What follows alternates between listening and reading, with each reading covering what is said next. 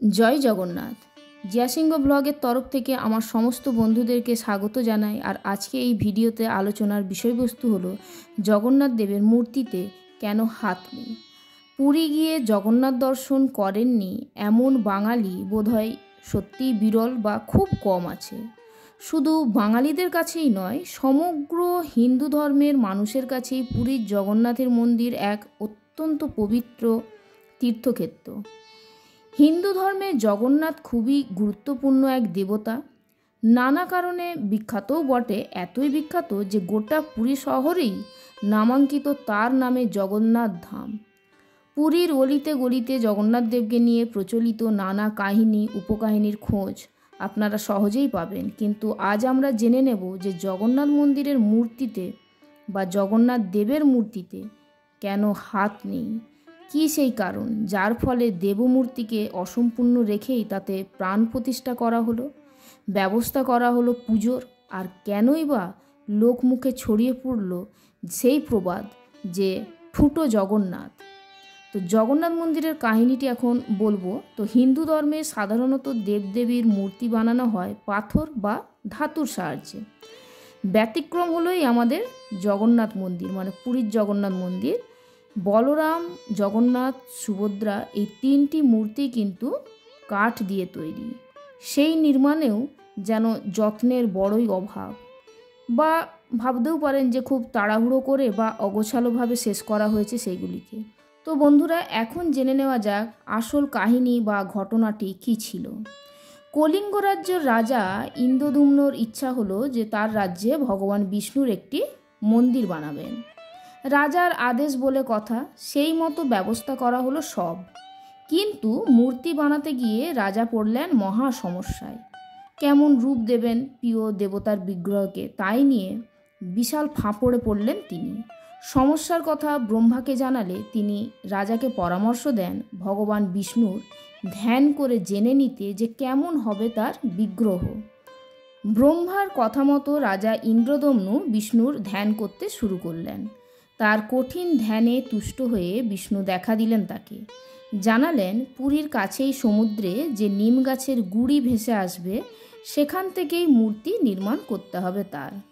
বিষ্ণুর কথা মতো রাজা তো গেলেন সমুদ্র তীরের সেই স্থানে। সমুদ্রে ভেসে আসা নিম গাছের গুড়িকে নিয়ে আসা হলো মন্দিরে। রাজার কাছের শিল্পী নিযুক্ত হলেন সেই কাজে। কাঠকে বিগ্রহেতে রূপান্তরিত করার কঠিন কাজ শুরু হলো। কিন্তু দেখা গেল যতবারই গাছের গুড়িটি কাটতে যাওয়া হচ্ছে ততবারই ভেঙে যাচ্ছে সেটি। রাজা তো পড়লেন মহা চিন্তায়। তাহলে কি তার মন্দির বানানোর স্বপ্ন অপূর্ণই থেকে যাবে? এমন সময় মুশকিল আসানের মতো তার সামনে আবির্ভূত হলেন আরেক শিল্পী। ছদ্মবেশী এই শিল্পী আসলে ছিলেন বিশ্বকর্মা। রাজাকে সাহায্যর হাত বাড়িয়ে দিলেন তিনি, কিন্তু জানালেন এক শর্ত আছে তার। বন্ধ দরজার অন্তরালে তিনি মূর্তি বানাবেন। সে দরজা বাইরে থেকে বন্ধ থাকলেও তিনি যতক্ষণ না বলবেন ততক্ষণ খোলা যাবে না সে দরজা। আর তার অনুমতি ছাড়া যদি খোলা হয় তবে মূর্তি বানানোর কাজ অসম্পূর্ণই রেখে তিনি বিদায় নেবেন। রাজা রাজি হলেন তাতে। বন্ধ দরজার আড়ালে ছদ্মবেশী বিশ্বকর্মা শুরু করলেন তার কাজ। কেটে গেল বেশ কিছুদিন। রাজা কৌতূহল চেপে রাখেন প্রাণপণে। এদিকে মূর্তির কাজ কতদূর সে খবরও আসে না। রাজা বন্ধ দরজার ওপারে কোনো শব্দও শুনতে পান না। ইতিমধ্যে রানী তাকে তাগাদা দেন বারবার, বলেন মূর্তির কাজ কদ্দূর তার খোঁজ নিতে। শেষে একদিন রাজা কৌতূহল সামলাতে না পেরে খুলে ফেললেন সেই দরজা। শর্তভঙ্গ করেছেন রাজা। ছদ্মবেশী বিশ্বকর্মা এবার তার পরিচয় দিলেন রাজাকে। জানালেন স্বয়ং বিষ্ণুর আদেশেই তার মূর্তি নির্মাণের কাজে মর্তে আগমন তিনি করেছেন। কিন্তু রাজা যেহেতু তার শর্তভঙ্গ করেছেন তাই বিশ্বকর্মা আর বানাতে পারেন না সেই মূর্তি। রাজার শত উপরোধ অনুরোধেও টললেন না তিনি, ফিরে গেলেন স্বর্গে। মূর্তির কাজ অসমাপ্তই রয়ে গেল। পদযুগল কান কিছুই তৈরি হয়নি তখনও সেই মূর্তির হাতও অসমাপ্ত। নিজের অন্যায়ের জন্য প্রবল অনুশোচনায় তখন রাজা বিলাপ করছেন। তখনই স্বয়ং ভগবান বিষ্ণু হাজির হলেন তার সামনে। জানালেন এই অসমাপ্ত মূর্তিকেই মন্দিরে স্থাপন করে প্রাণ প্রতিষ্ঠা করতে। সেই থেকেই জগন্নাথের মন্দিরে জগন্নাথ, বলরাম, সুভদ্রার মূর্তিতে হাত নেই, আর অসমাপ্ত মূর্তিতেই পুজো হয়ে চলছে বছরের পর বছর ধরে। এই ঘটনা যেমন সত্য, এর পেছনে আরও একটি অন্য কাহিনীও শোনা যায়। সেই কাহিনীটিও বলবো, যে বিগ্রহে হাত না থাকাতে দ্বিতীয় আরেকটি কাহিনী প্রচলিত আছে। মানে একদিন বৃন্দাবনের গোপীরা যখন তাদের কৃষ্ণ প্রীতির কথা আলোচনা করছিলেন, তখন কৃষ্ণ গোপনে সেগুলি শুনে নেন।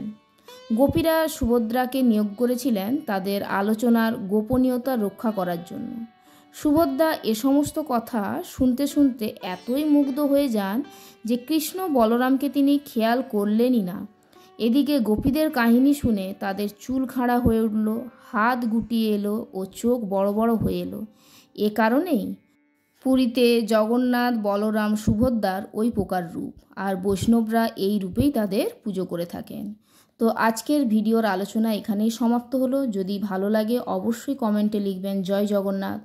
পরের ভিডিওতে আমি নতুন কোনো টপিক নিয়ে আসব।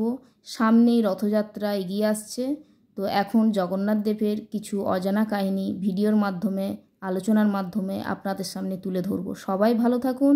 জয় জগন্নাথ।